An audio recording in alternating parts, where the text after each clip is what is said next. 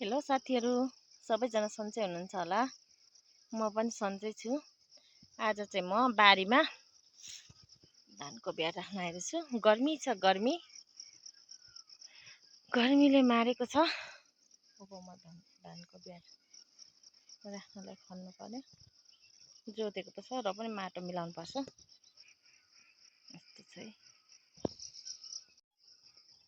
यहाँ अलिकति बनाउँछु, त्यसपछि त्यहाँ अलिकति,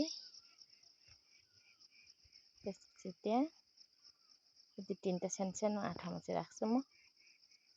तिनवटा खनेर त्यता चाहिँ भाइहरूले राख्ने अरे, भाइ बुहारीले। उता चाहिँ सानो आँठामा हामीलाई थोरै अछिताको लागि त हो, धेरै होइन। थोरै अछिताको लागि त रोप्छौँ, धेरै रोप्दैनौँ हामी। यही देखिन्छ त हल्का थोरै हो हाम्रो खेत, तर घाँस छरेर सबै झारेर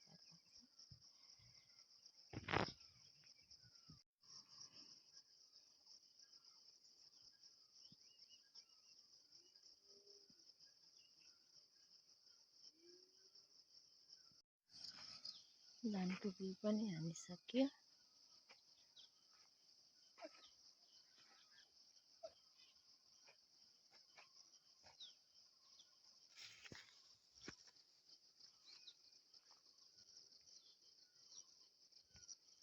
त्यसको साथसाथै फुलको बिउ पनि राखियो।